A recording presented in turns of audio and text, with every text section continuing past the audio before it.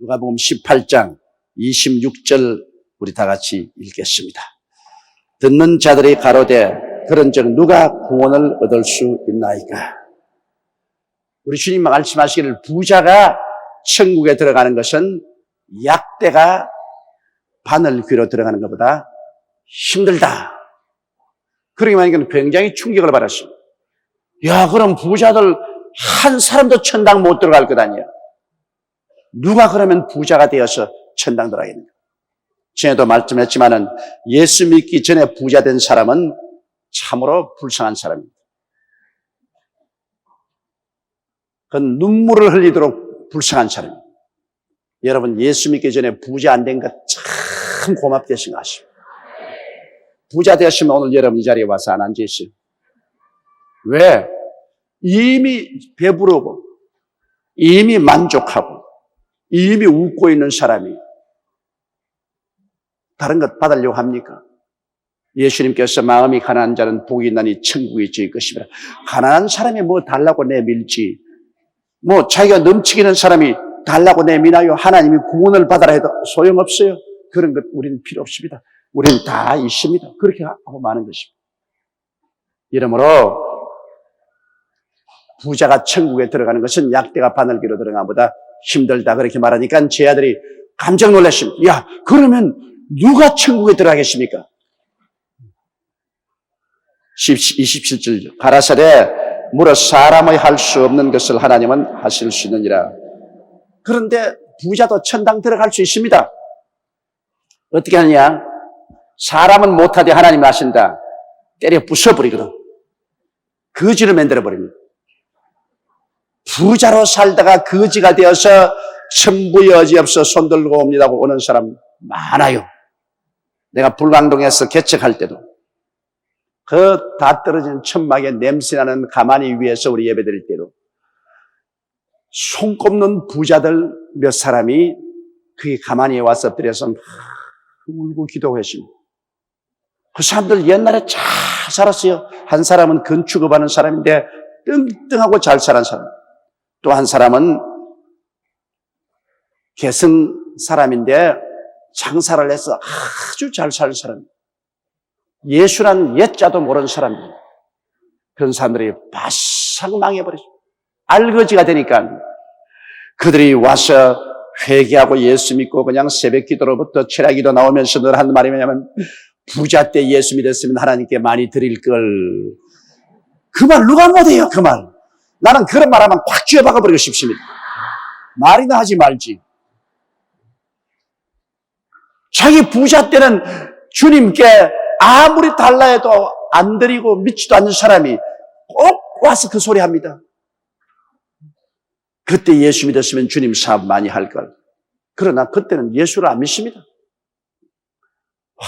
왜 일찍 예수를 몰랐던 거? 그것은 이미 배부르고 이미 만족하고 이미 웃는데 뭘 필요해요? 사람은 죽음에 대한 것을 모릅니다. 내일 죽을 사람이 오늘 또 이 세상의 미래는 확 잡고 있는 것입니다. 사람이 온 천하를 다 쥐고 있어도 마음에 행복과 기쁨이 없으면 그 무슨 소용이 있습니까? 눈으로 구경하는 밖에 더 있어요. 초가상칸에 나물 먹고 살아도 마음에 기쁨이 있으면 그게 행복한 거예요. 사실은 오늘날 세상에 너무 물질 위주가 되어가지고 있어요. 물질을 얻기 위해서 서로 미워하고 서로 시기하고 분노하고 핥기고 싸우고 그러고 난 다음 그 물질을 손에 쥐고 행복하냐? 행복하지가 않습니다. 행복하지 아니하면 그 물질이 아무런 의미가 없는 것입니다. 집이나 명예나 권세가 행복하지 않은데 무슨 의미가 있습니까? 그런데 우리가 가장 큰 행복을 얻을 수 있는 근원이 예수 믿고 하나님께 의지하는 것입니다. 하나님께 모든 수고와 무거운 짐을 다 맡기고 하나님 앞에서 평안을 얻고 기쁨과 행복을 얻고 그리고 그 믿음 바탕 속에 서서 우리가 나가서 일해서 부자도 되고 권력도 얻고 할지라도 그 물질이나 권세 때문에 그 영혼을 잃어버리지 않게 되는 것입니다. 제 아들은 부자가 천당 들어가는 것은 약대기로, 바늘기로 약대가 들어가는 것도 힘들다 하니까 그럼 누가 구원을 얻을까 했지만은 주님께서 사람은 못해도 하나님은 하신다는 말씀은 하나님이 그 재산을 빼앗아감으로 혹은 불치의 병이 들게 함으로 큰 고통을 주므로 이 세상 물질로서 도저히 해결할 수 없는 그런 고통에 처하게 하셔서 천부 여지없어 손들고 옵니다. 하나님께 손들고 나오도록 만들 수가 있다는 것입니다. 그러니 참으로 그런 고통당하지 않고 예수를 믿으면 얼마나 좋습니까?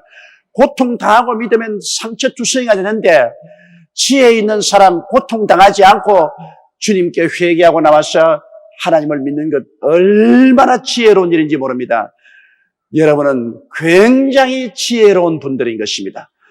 왜냐? 여러분은 예수 그리스도를 믿고 하나님 품에 안겼으니 이것보다 더 지혜로운 일이 어디 있는 것입니까? 성경은 말씀하기를 하나님을 경외하는 것이 지혜와 지식의 근본이라고 말한 것입니다. 그럼 우리가 예수 믿고 지혜와 지식의 근본을 얻고 사는 것입니다. 이게 얼마나 복스러운지 모르겠어요. 우리는 세상으로 부자가 안 돼도 신앙으로 부자가 되셔야 되는 것입니다. 신앙으로 부자가 되시면 하나님께서 세상 필요한 것은 다 보태어 주시는 것입니다. 세상에 부자면서 신앙으로 부자 아닌 사람은 시험의 바람 한번 불어오면 세상 부귀 영화 공명이란 하루아침에 날아가 버린 것입니다. 그러나 하는 신앙의 부자 된 사람은 이 세상 천재지변이 아무리 다가와도 눈도 깜짝하지 않습니다. 왜? 하나님이 같이 계셔서 보호하시는데 누가 멸할 수 있습니까? 우리는 하나님의 기르시는 양인 것입니다. 28절요. 베드로가 여짜오되 보옵소서 우리가 우리의 것을 다 버리고 주를 쫓았나이다. 그러니까 이제 베드로가 어스게서 말했습니다. 주님 보십시오. 우리는 우리에 있는 것 다 버리고 쫓았나이다. 나 이거 성경 구절 그러면 내가 우습다고요. 왜? 뭐 버릴 거라 있어야 뭐 버리지 뭐. 베드로 가난한 어부로서 그래 내내 그물 던져가지고서 고기 한 마리도 못 잡아 빈 그물 쉬는 그런 처지에 버릴 것도 뭐 별로 없죠. 그러니까 가난한 사람이 얼마 안 가진 거 버리는 거 간단하다고요. 베드로 버린 것은 다 낡아 빠진 배와 그물밖에 없어요. 그거 뭐 팔아봤자 몇 푼 안 돼요. 그 헌신자까지 쉽게 버릴 수가 있습니다.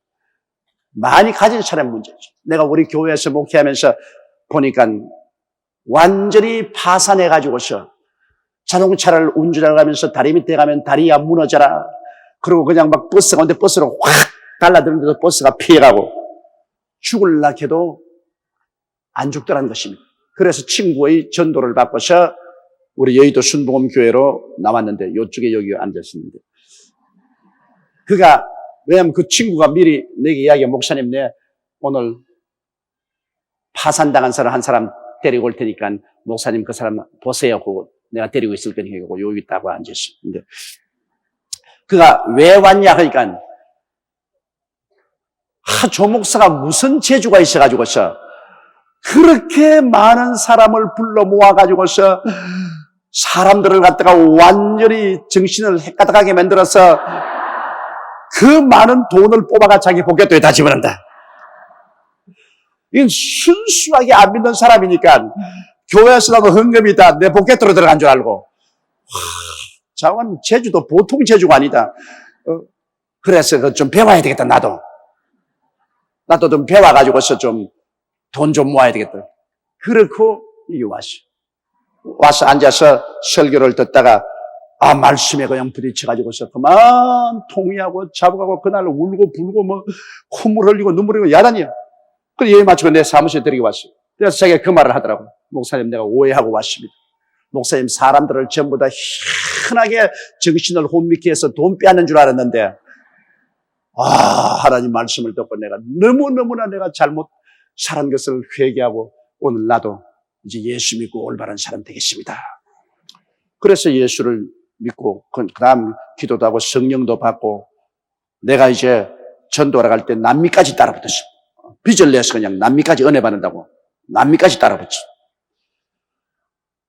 그래서 하나님께 막 빚을 내서도 전부 11조를 다 내고 충성하라고 기도해라면 안 온 데가 없고 그래서 그런데 하나님께 복을 주시겠어야지.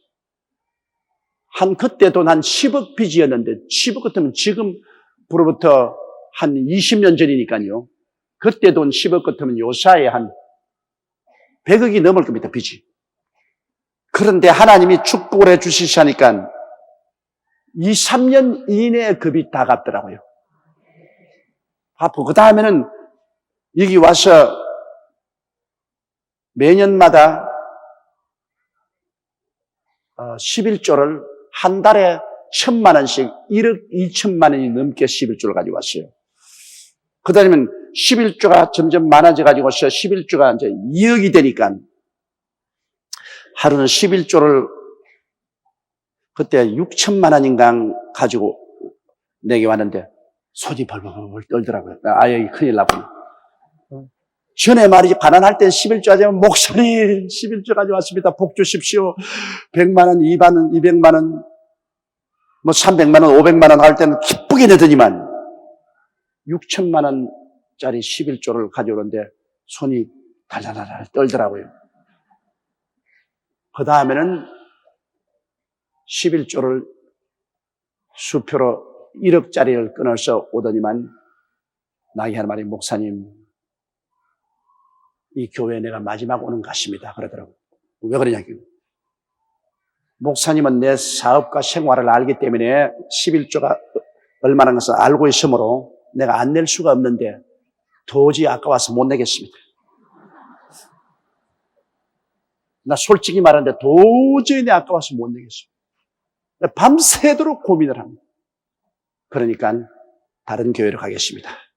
다른 교회에서 내 생활 환경과 형편을 모르기 때문에 오늘 이게 마지막 11조입니다. 그래서 내가 집사님 옛날을 기억하십시오.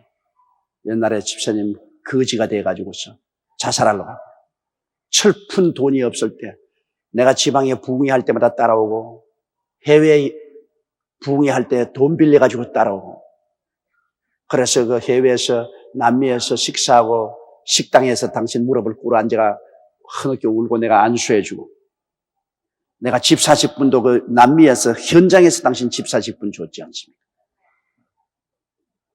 그 집회 따라오면서 담배를 못 꺼내가 담배를 탁 포켓에 넣고 그리고 집회 왔는데 막 안수해달라고 막 사람들이 줄을 서니까 이 신앙도 없고 담배 포켓도 있는 사람도 여의도 순무부에서 왔다니까 그 앞에 줄을 쫙 서니까 말이지 담배 포켓도 놓고 안수한다고 땀을 팍 흘려가면서 안수를 하고 나중에 와서 목사님이 담배 꺼내야 되겠어. 내가 정말 나에게 막 와서 안수를 내게 해달라고 했는데 내가 안수를 하다가 내가 복을 받아가 축복을 받아가지고서 내가 이 자리에 그것도 담배 끊기도 하고.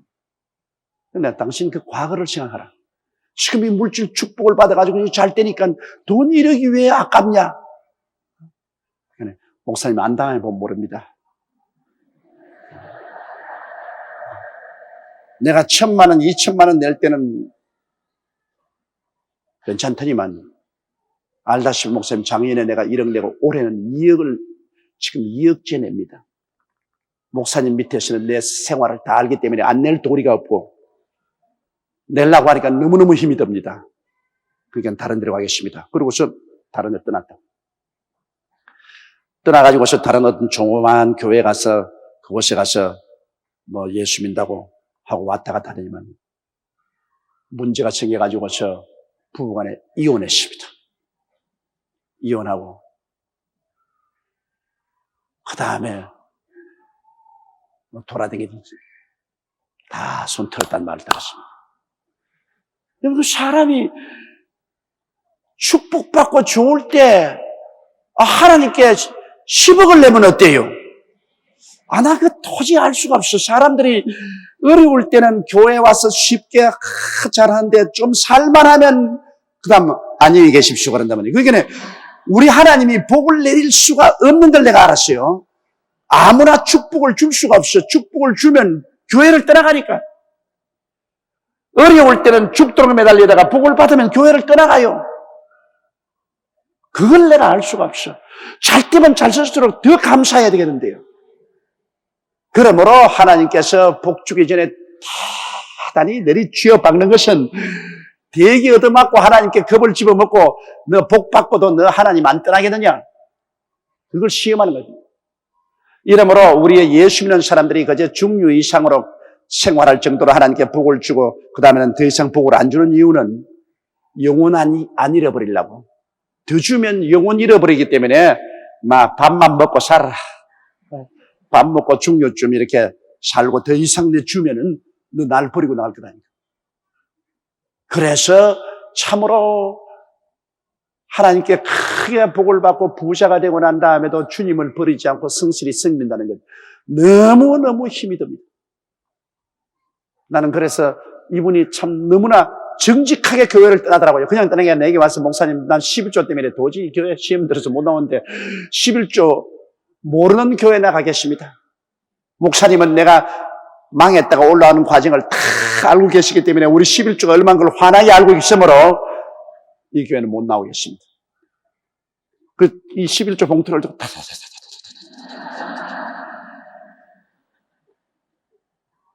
돈을 사랑함이 일만하게 뿌리가 되느냐.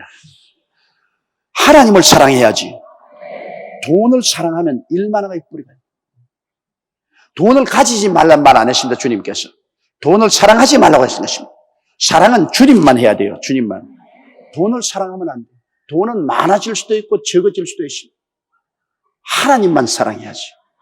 하나님이 우리에게 필요한 대로 주신 것이죠. 그 베드로가 보옵소서 우리가 우리의 것을 다 버리고 주를 쫓았나이다. 아따 베드로야 버릴 거 뭐가 있노? 그러니까 주님께서 29절 읽으십니다. 이르시되 내가 진실로 너에게 이르노니 하나님의 나라를 위하여 집이나 아내나 형제나 부모나 자녀를 버린 자는 금세에 있어 여러 배를 받고 내세 영광을 받지 못할 자가 없느니라 하시니라. 자, 이걸 읽을 때 상당히 충격이 됩니다. 왜 하나님 나라를 위해서 집을 버리는 건 좋은데 아내를 버리다니. 형제도 버릴 수가 있고 부모도 버릴 수가 있는데 아내나 자녀를 버린 자는 그런데 이거 참 문제가 아닌가. 전에 서대문에 있을 때 한 사람이 저기 와서 우리 교회 전도사로 서달라고 왔어요. 남자인데. 뭐 신앙도 열심히 하고 내 말 들으니까 신학교 나오고 용문산 기도원에 가서도 얼마나 금식하고 오래 있었고 삼각산 기도원에 가서도 얼마나 금식을 하고 그래서 자기가 기도하는 가운데 하나님 성령이 말씀을 하셔서 여의도 순복음교회 조목사님 밑에 와서 일을 좀 하라 그런다. 그래서 내가 그러면 가족 상황이 어떻게 됩니까? 부인과 애들은 그러니까 그냥 애들가 탁 몸을 바로 이렇게 세워지면 얼굴에 웃음을 흘리면서 주님을 위해서 분토와 같이 버렸습니다. 그러더라고요. 와, 나 충격받았어요. 하나님 그렇게 섬긴다고 그렇게 자랑을 해놓고 그 다음에 여의도 순복음교회 주의 종으로 써달라고 하는데 부인과 자식은 어떻게 되냐고 물었는데 그렇게 자랑스럽게 가슴을 내면서 주를 위해서 분토와 같이 버렸습니다. 그래서 내가 가만히 두고 나도 당신을 분토와 같이 버립니다. 그랬습니다. 왜? 성경에 자기의 친족을 돌보지 않은 자는 불신자보다 더 악하다고 말했습니다. 당신은 예수 안 믿는 사람보다 더 악한 사람이에요. 당신이 하나님을 믿고 예수 믿는다고 자랑하고 다니면서 그래 처자를 분토같이 버렸으면 그럼 처자들이 지금 아무런 생활에 보장도 없고 어떻게 살아간단 말이에요. 나가시오. 목사님 신앙이 틀려먹었다고 예수님께서 주를 위해서 집이나 아내나 형제나 부모나 자녀를 버린 자는 금세에 있어서 여러 배를 받고 내세 영생을 받지 못할 자가 없다고 성경에 말했는데 성경 해석 잘못했어 당신. 성경이란 해석을 잘해야지 자기 일방적으로 해석하면 안 됩니다. 그럼 왜 예수님이 이 말을 했냐?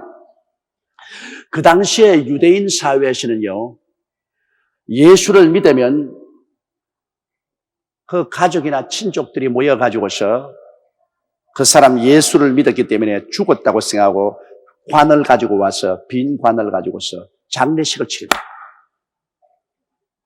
그냥 집에서 쫓아내는 정도가 아닙니다. 유대 사회에서는 예수를 믿으면 완전히 죽었다고 생각을 하고 빈 간을 가지고 와서 그 사람 이름 써가지고서 장례 지내버립니다.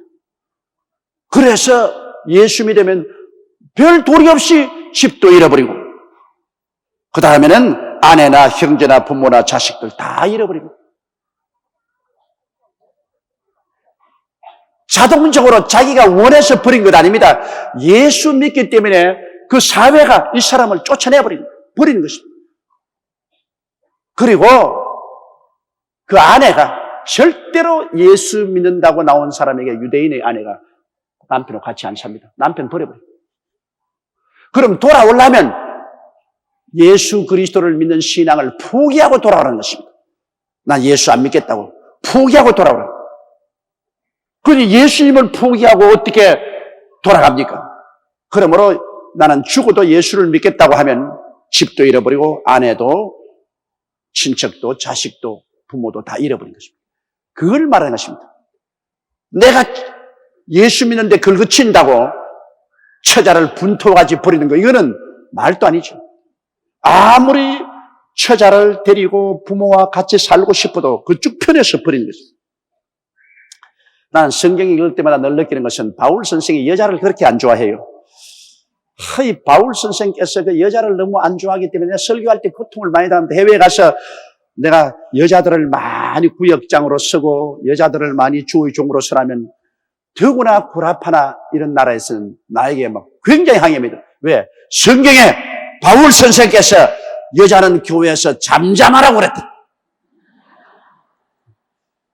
그리고 여자가 남자를 가르치는 것과 남자를 다스리는 것을 허락함이 없다. 바울 선생이 그렇게 말했다.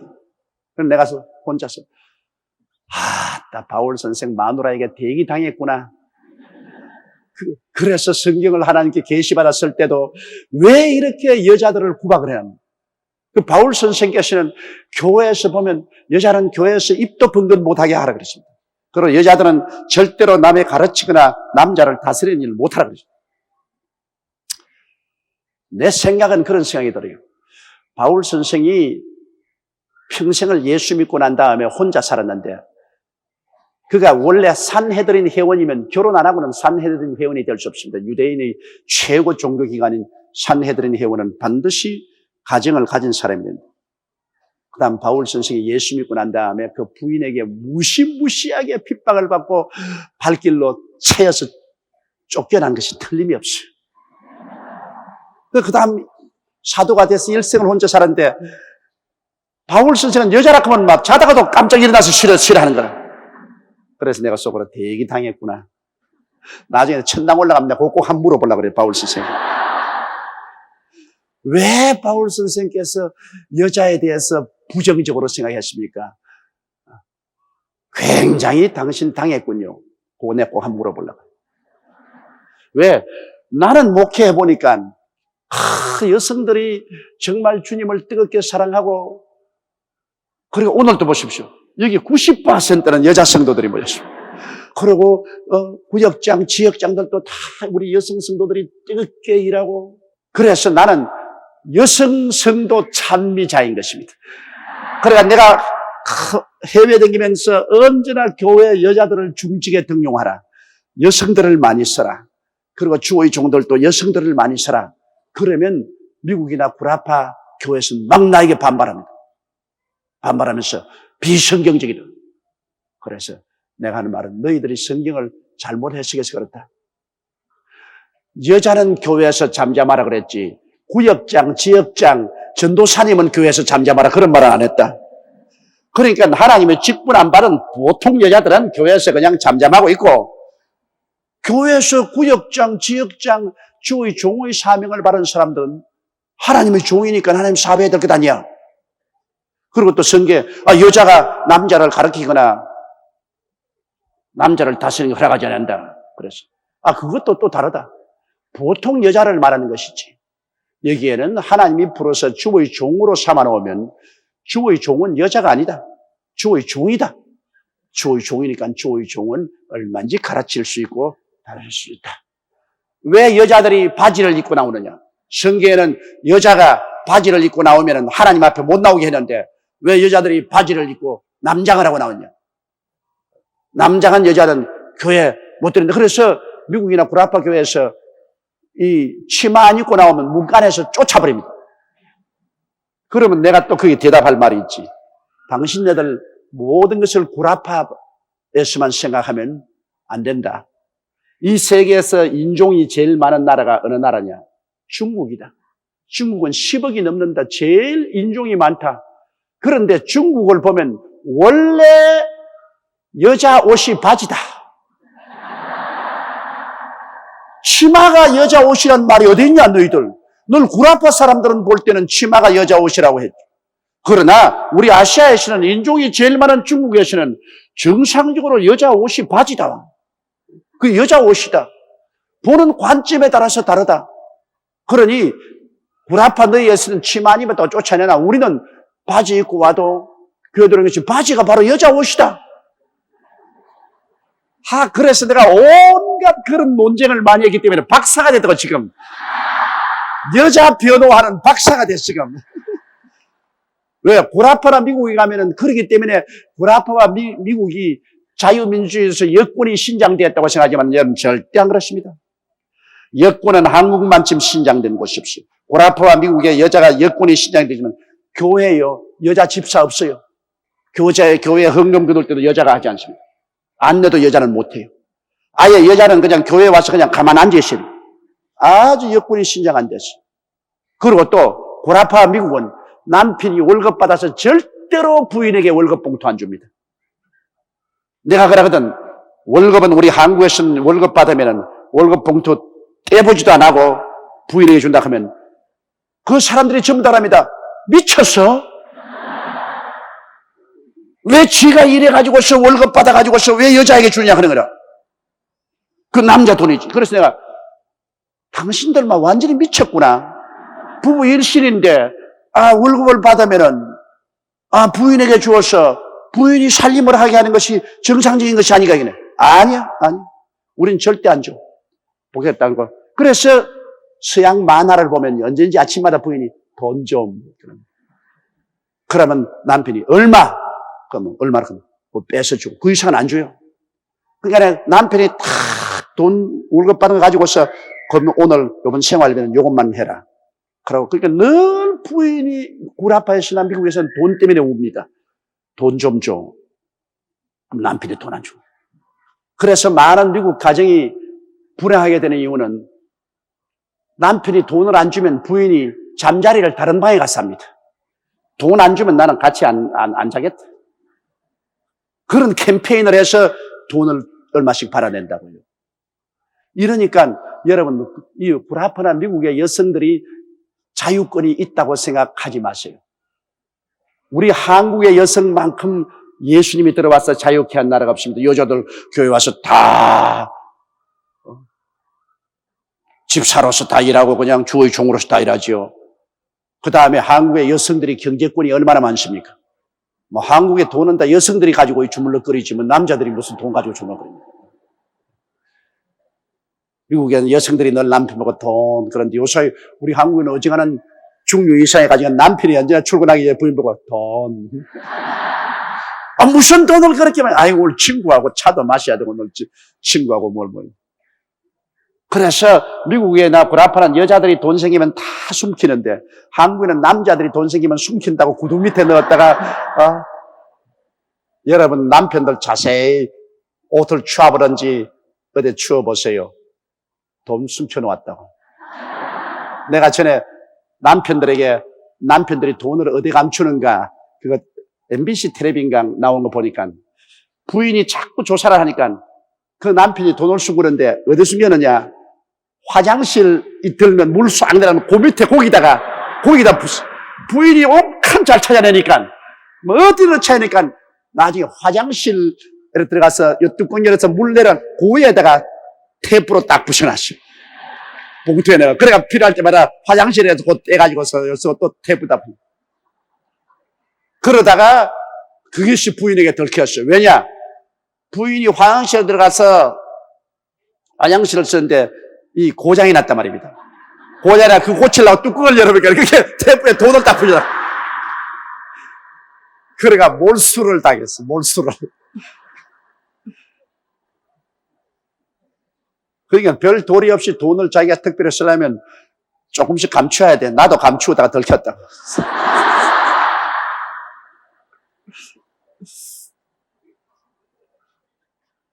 이러므로 여기에 하나님의 나라를 위해서 집을 포기하는 것도 뭐 그건 자동적으로 포기되죠. 쫓겨나오니까. 그리고 아내도 남편을 쫓아내버리니까 아내도 잃어버리고 형제나 부모나 자녀를 다 버린. 그렇게 되면 하나님께서 보상을 해주겠다는 것입니다. 그렇게 해서 쫓겨나온 사람을 하나님께서는 그대로 버려놓지 않는다. 그리스도 때문에 쫓겨나와서 다 잃어버린 사람에게는 금세에 있어 여러 배를 받고, 이 다른 성경에 보면은 금세에서 100배나 받겠다고 그랬습니다. 여러 배 정도가 아니라 100배나 받고, 그리고 영생을 받지 못할 자가 없느니라. 뭐 마땅히 영생 받지요. 주님 때문에 모든 것 다 잃어버리고 쫓겨나왔으니 그 사람이 주님을 얼마나 사랑하는 것입니까? 이 영생을 얻죠. 이건 핍박을 받아서 내가 스스로 버린 것이 아니라 쫓겨난 것을 말하지. 뭐 요사이 이 성경을 잘못 해석해가지고서 자기가 긁어치면 주를 위해서 당신 버린, 이렇게 말하는 것은 이건 멀토당토한단 말이에요. 이건 안 믿는 사람보다 더 악한 것입니다. 예수를 믿으면 믿을수록 더 책임을 다해야죠. 믿으면 믿을수록 더 가족을 부양하고 돌보는 책임을 다해야 되는 것입니다. 가장 근본적인 문제인 것입니다. 그 다음 31절요. 예수께서 12 제자를 데리시고 이르시되 보라 우리가 예루살렘으로 올라가노니 신자들로 기록된 모든 것이 인자에게 응하리라. 이제 예수 그리스도의 사역의 말기에 처했습니다. 이제 예수님께서 제자들을 데리고 예루살렘으로 올라가는데 주님 일평생에 예루살렘에 3번 올라왔습니다. 갈릴리에서 너무나 멀지 않습니까? 한번 올라오면 참 머나먼 길을 걸어서 올라와야 됩니다. 마지막 3번째 올라오시면서 주님이 이제 마지막이다. 나에게 대해서 선지자들이 기록한 것이 다 이루어집니다. 여러분 성경에 보면 우리 주 예수 그리스도에 대한 그 배경이 뿌리가 깊습니다. 창세기 3장 16절에 여자의 후손이 뱀의 머리를 깨뜨리겠다고 그랬는데 예수님은 바로 아버지 없이 동정녀에 대하시 여자의 후손이 뱀 원수 마귀의 머리를 깨뜨리겠다고 그랬죠. 그리고 이사야서에 보면은 이사야서에 보라 처녀가 잉태하여 아들을 낳을 것이 그 이름을 임마누엘이라. 임마누엘은 하나님이 같이 계신 사람입니다. 하나님이 완전한 하나님이요 완전한 사람 임마누엘이라.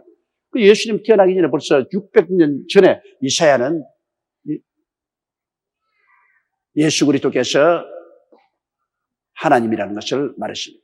미가서 5장 2절에는 보면 벌써 그것도 미가도 예수님 오시기 한 500여 년 전에 살은 사람인데 베들레헴에서 예수님 태어나고 예언했은 베들레헴 아브라다야 너가 이스라엘 고일 중에 지극히 적은 고리지만은 너희를 통해서 이 나라를 다스릴 자가 태어날 것인데 그 근원이 영원전에 있는 하나님이라고. 거기에다가 더구나 예수 그리스도의 고난당할 것을 이사야 53장에 너무나 분명히 말했지 않습니까? 제가 찔리면 우리 허물을 인하며 제가 상하면 우리 죄악을 인하며 제가 징계를 받으면 우리가 평화를 누리고 제가 채찍에 맞으면 우리가 나음을 입었다. 그리고 시편 22편은 예수 그리스도 십자가 못 박일 것 분명히 기록했습니다. 하나님이 어찌하여 나를 버리시나이까. 거기에서 예수 그리스도의 옷을 제비 뽑고 그리스도를 고난당하게 할 것을 분명히 기록했습니다. 그러므로 우리 주 예수 그리스도의 태어나심과 십자가의 죽으심과 부활하심과 이 모든 것이 일시적으로 이루어진 그런 현상이 아닙니다. 벌써 성경 창세기부터 시작해서 역사적으로 계속해서 예언된 것입니다. 그러므로 그리스도가 이 세상에 오실 것이 성경에는 약 300번 예언되었습니다. 그런 뿌리가 있습니다. 여러분 우리 주 예수 그리스도의 이 세상에 강림하심과 죽으심과 부활하심은 깊은 뿌리가 있어. 그 예언되고 예언된 사실이 이루어진 것입니다. 그렇기 때문에 예수님이 구주가 되었다는 것은 틀림없는 사실입니다. 이거는 흔들릴 수 없는 진실한 사실입니다. 예수님께서 여기 예루살렘에 올라가면서 선지자들로 기록된 모든 것이 인자에게 응하려고 말했습니다. 예수님은 벌써 선지자들이 예언한 대로 십자가에 못 박여 돌아가실 것을 다 알고 계셨습니다. 그래서 담대하게 주님이 그렇게 말씀할 수가 있는 것입니다. 31절에요. 인자가 이방인들에게 넘기워 희롱을 받고 능욕을 받고 침뱉음을 받겠으며, 이방인은 바로 빌라도를 말합니다. 안나스와 가야바의 뜰에서 잡혀서 그 빌라도로 넘겨졌습니다. 그 빌라도가 예수님을 인수해가지고서는 그 군인들이 희롱을 하고 능욕을 하고 침뱉고 가시관을 만들어서 머리에 씌우고 그러겠습니다. 그 예수 그리스도께서 이와 같이 희롱을 받고 능욕을 받고 침뱉음을 받겠으며, 그 다음 32절에요. 저희는 채찍질하고 죽일 것이니 저는 3일 만에 살아나시라. 예수님 미리 다 알고 있었어요. 예수님을 채찍질하고 그리고 십자가에 못 박여 죽이겠지만은 3일 만에 부활할. 예수님 벌써 당신이 십자가에 고통당하고 난 다음 3일 만에 부활할 것을 알고 계셨습니다. 여러분, 알고 계셨지만은, 그러나 그렇게 능욕을 당하고 끌려가서 십자가에 못 박여 고난당하는 것이 얼마나 괴로운 일인 것입니다. 다 알아도 괴로운 것입니다. 다 알아도 괴로운 것입니다. 이러므로 주님께서는 당신이 죽으셨다 부활하실까지 미리 제자들에게 다 이미 예언을 하시고, 그리고 그 예언한 대로 주님께서 다 이루었었기 때문에 주님은 진실한 구주시여 거짓이 없는 하나님이시여 사람이신 것을 우리가 확실히 알 수가 있는 것입니다. 34절요. 제자들이 이것을 하나도 깨닫지 못하였으나 그 말씀이 감추었으므로 저희가 그 이르신 바를 알지 못하더라. 예수님께서 그렇게 말씀을 하셔도 제자들은 그 말을 듣고 이게 무슨 말인지 전혀 이해를 못합니다. 성령이 오셔서 비로소 그들이 깨달았는데요. 하나님의 진리의 말씀은 성령으로 감동되어야 깨달아지지, 성령으로 감동 안 되면 이게 무슨 말인지 들어서 알 수가 없습니다. 이러므로 여러분께서 진리를 깨닫게 된 것은 예수 그리스도께서 여러분에게 성령을 보내주셔서 성령이 깨닫게 해주심으로 여러분이 이것을 아는 것입니다. 성령이 깨닫게 해주시면 이거 전부 우스꽝스러운 이야기고 지은 이야기고 정신병자들이 하는 이야기 같이 그렇게 생각이 됩니다. 그러므로 전혀 성령이 없는 사람들이 이 성경 말씀을 보면 아예 비웃습니다. 그리고 전혀 이해를 못합니다. 육신에 속한 사람은 하나님의 성령의 일을 깨닫지도 못하고 알지도 못합니다. 저들에게는 어리석게 보이는 것입니다. 그러나 우리는 이 말씀이 다 깨달아지고 믿어지고 감사하고 눈물이 나도록 고맙고, 그리고 이것이 우리 기쁨의 원천이 되는 것은 성령이 깨닫게 해줍니다. 그런데 제자들이 예수님께 이 말씀을 들을 때는 아직 성령이 오시지 아니하셨습니다. 예수님이 죽었다가 부활하시고 난 다음에 50일 만에 성령이 임하셨으니까, 성령이 임하시지 않았기 때문에 성령이 예수님을 해석합니다. 성령이 예수님을 해석하지 않으면 무슨 말인지 못 알아들어요. 이 성령이 아직 임하시지 않았기 때문에 해석이 안 되기 때문에 그 말을 듣고도 예수님이 무슨 말씀하시는가 그렇게 생각하셨는데, 그들이 오순절날 성령을 받고 나니까 이것이었구나, 주님이 하신 말씀이 이 말씀이었구나 깨닫게 되었습니다. 성령이 해석해 주기 때문인 것입니다. 이러므로 우리가 성령 충만함 받으면 받을수록 하나님 말씀이 더 뚜렷이 깨달아지게 되는 것입니다. 또 성령 충만한 교회에 가면 갈수록 진리의 말씀이 우리 마음속에 더 깨달아지는 것입니다. 우리 주 예수 그리스도께서는 성경에 예언한 대로 여러분을 위해서 십자가에 못 박여 죄와 질병, 저주와 절망과 죽음을 다 대신 청산하시고 3일 만에 부활하셔서 지금 아버지 보좌 우편에 앉아 계시면서 우리가 주의 이름으로 기도하는 것을 하나님 앞에서 다 이루려고 기다리고 계신 것입니다. 이러므로 여러분은 강하고 담대하게 예수 이름으로 기도하십시오. 강하고 담대하게 주의 이름으로, 뒤로 물러가지 말고 낙심하지 말고 계속해서 주님 이름으로 기도하십시오. 주님은 당신이 십자가에서 몸을 찢고 피를 흘려서 우리 위해서 값주고 사준 그 오중복음과 삼중 축복의 은혜를 우리의 생애 속에 반드시 이루시기를 원하시고 계신 것입니다.